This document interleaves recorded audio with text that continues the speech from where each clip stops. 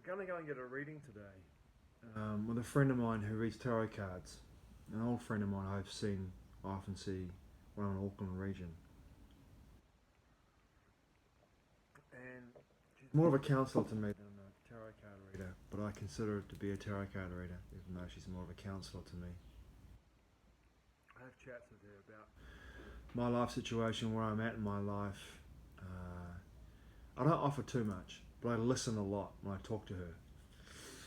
Over the years, I've seen a lot of psychics and seen a lot of people who have psychic abilities that tune into my own vibration and frequency and share with me what they see.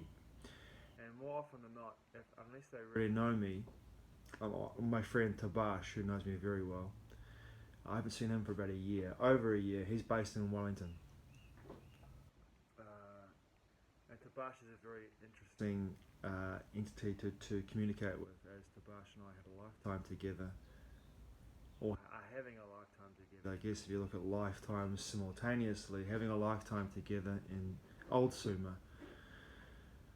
Suma that was built after all the second, in my perception, the second civilization of Suma, because the first one was wiped out due to the flood, but the second one that was rebuilt further up in the above the Red Sea, now what became the Red Sea, but before the Red Sea filled in, was a basin, and in my perception, further down where the Red Sea is now, there's a civilization underneath the water. If we did underwater archaeology in that particular part of the world, in the Red Sea, you'd probably find, in my perception, huge metropolises, massive pyramids, temples, all beneath the ocean in the Red Sea. It's a highly contested area, so you won't have any opportunity really to do any underwater archaeology there unless you're doing it in stealth. I'm sure there are definitely forces at work that are stealthily looking at that particular part of the world. And there could even be underwater bases there of old civilizations that existed there, not aliens from other parts of the galaxy or universe, but people. And my perception as well, I follow the work of Daniel Journalist in this situation. I'm digressing here, I know. But I do believe that there are civilizations like Atlanteans, breakaway civilizations that existed and still exist on this planet that were part of civilizations that have now long gone, but still exist here on the planet in secret. But had communication with some forces and powers that be.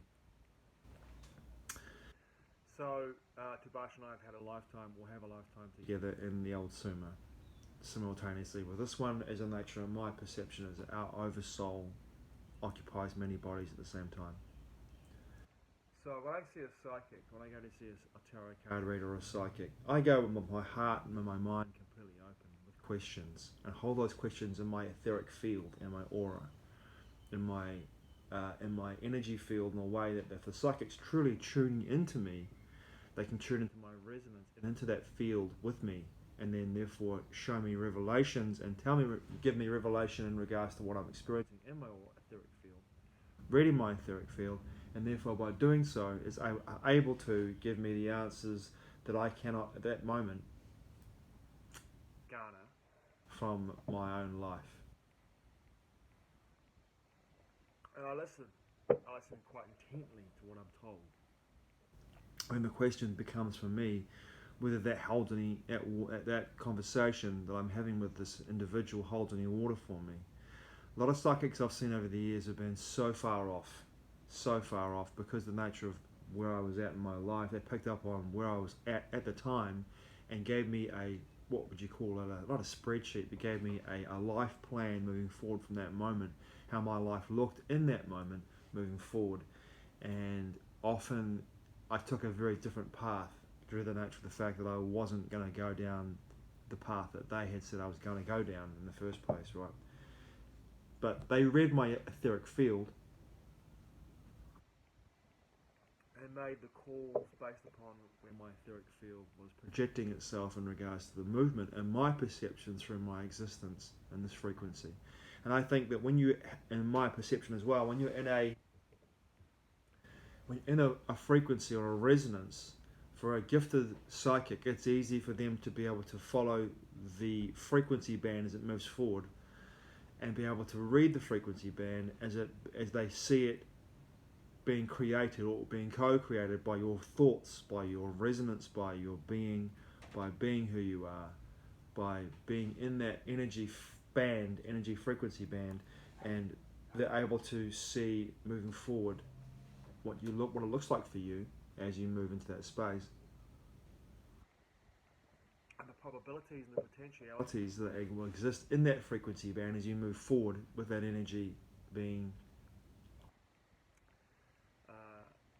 projected out into your existence as you move through your life. It's like you're pushing ahead of yourself, and this is a good analogy or a good metaphor for the situation. Probably more of an analogy than a metaphor, really. It's like you're pushing ahead of you something like a wheelbarrow in front of yourself, or an object. You're kicking out a can down the street ahead of you, and that can is your resonance. And as it enters into the field of a unified field of existence and potentiality, what you're receiving back is that you're pushing your energy forward into the future, into the present moment ahead of you. No future, a present moment ahead of you. You're pushing your energy into that moment ahead of just ahead of you, and by doing that, the universe meets that frequency and therefore co-creates with you what you are feeling in that moment, what you're feeling in that moment, what you're projecting in that moment energetically, what you're projecting out into the world in that moment, into your experience, into your reality. That's what I'm looking at when I go to see a psychic, when I go to see a tarot card reader. I'm not having an experience where I'm going in there looking for answers. I'm only going there having my questions in my etheric field, and then allowing them, if they're really good at what they do, to pick up on those questions and to give me what they perceive in regards to the answers, or the movements, I should say, of my energy moving forward. And I'm quite interested. A lot of the times what people have told me, especially over the last few years, I can look back at those readings and listen to them, and I can see that there was definitely where I had diverted my path, where I changed my path, where I decided to go somewhere else and do something else, and how my energy has shifted and changed, not because of what I was told in that moment by the psychic, but just because of the nature of where my energy began to rise up and move into, what space it began to occupy, what drew me, what magnetized me into a different life stream, the one that I was projecting in that moment when I was with the psychic, when I was with the individual that was reading my tarot cards or reading my etheric energy field. So this is June 2024, and I'm in a place now where I'm in a great deal of flux and flow in my life. I've just left Wellington Kapiti Coast region to come up here to the North Island, to the northern part of the North Island, to Auckland City, to hold some space for my mother, who in 2 weeks will be alone as her partner goes into hospital for an operation. When I saw them together a couple of nights ago, I actually felt like she was going to be fine. And funnily enough, the psychic I'm going to see this morning said to me 2 years ago, almost 2 years ago, said to me, your mother's going to be fine. Your mother's going to be fine. And she didn't give me any context around that. All she said was that your mother's going to be fine. And when I talked to her a couple of nights ago around the whole idea of the operation and me holding space for her as her partner goes into hospital, I really felt like she was going to be fine. It wasn't a problem, and it wasn't going to be me needing to be emotionally supportive in any way.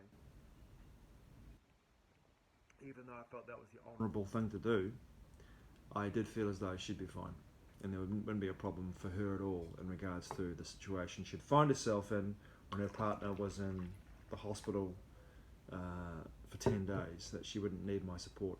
But the honourable thing for me felt like it was to be here to support her through, if she needed my support, to be here.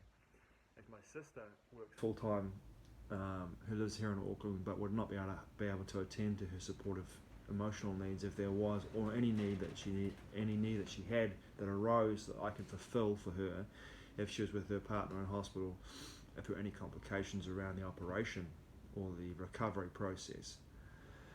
So I will probably still stay here for a few days, even though now it kind of feels like I don't need to be here anymore, even though I made that honourable decision to be here. And I can see that when the psychic told me this almost 2 years ago, I could see that there's a correlation there, it overlaps, but there's also, someone could say, oh, that's just, you know, clutching things out of the air and saying stuff, and it just happens to coincide with how you felt when you saw your mother and talked to her about the situation. That is true. That is true. It's a matter of perception, it's a matter of how you look at the situation, but for me it kind of felt like it was a reaffirmation that she'll be fine. She'll be right, as they say in this part of the world. Even if I wasn't around to look to be supportive of her. Which means it frees me up to go back down to the Kapiti Coast where I was before I came up here, which felt to me like it was a very interesting and powerful place for me to be at the time. And I felt very comfortable in the situation I found myself in down there, but here's the but, it's winter and I really need a base to be here. A base, a place, a location. I had one lined up in a house sit down there, but it fell through, which unfortunately for me kind of sucked ass because it was perfect. It would have had all the way through to the end of July, and that would have freed me up in August to be able to travel abroad and then go to Australia in September for 2 months and travel extensively around Australia, well, through the Northern Territory. And now I'm in a situation where I am in Auckland. Yeah, I'm going to be here potentially only for a few days, then go north. Probably go north, I think. My feeling is to go north, or maybe around the Auckland region, not stay in Auckland next week at all. Visit friends, visit family, and then come back here to hold the space, and then go south again. That's my intention for a short time, and then really feel into the space, whether I stay there for the winter, if I can get a house set down that way, which was what I want to have, get some employment down that way, which I have the opportunity to take. And today, these are questions that are going to be in my etheric field. They're going to be in my etheric field, and I'll see what comes up when I'm in the experience of spending time with this tarot card reader / psychic, and see what she says when she reads my etheric field, when she reads my intentions that I'm going to put into my etheric field, into my energetic body, and leave it there. I'm not going to give her too much. I don't give Heather too much when I talk to her. I don't give her much at all. I just tell her how I'm feeling in that moment and what's going on for me in that moment. I don't give too much away in regards to where I'm going or what I'm thinking. I allow her to read my etheric field and therefore tell me, in her perception, where the can being kicked down the road, and as the can's being kicked down the road, to see what that looks like. And to be able to be open to what she says to me and go, does that resonate with me? Does that hold for me any truth? The last time I saw her, it was an interesting conversation. That I had a feeling about a month before I was supposed to go to Australia, which was in June, that I wasn't going to be going. And I can see why I wasn't going. And that's okay. I'm okay to be here for now. But I do feel that there is a sense of anticipation of a new experience, a new direction in my life that I'm taking. And that's the most exciting thing about this morning's reading. I'm holding the energy in my etheric field as well to see the new direction, to see what that feels like and where I'm going with that energy as it moves my attention and my awareness forward in my life experience. Thanks for watching, I truly appreciate it. Mā te wā. I'll see you again soon.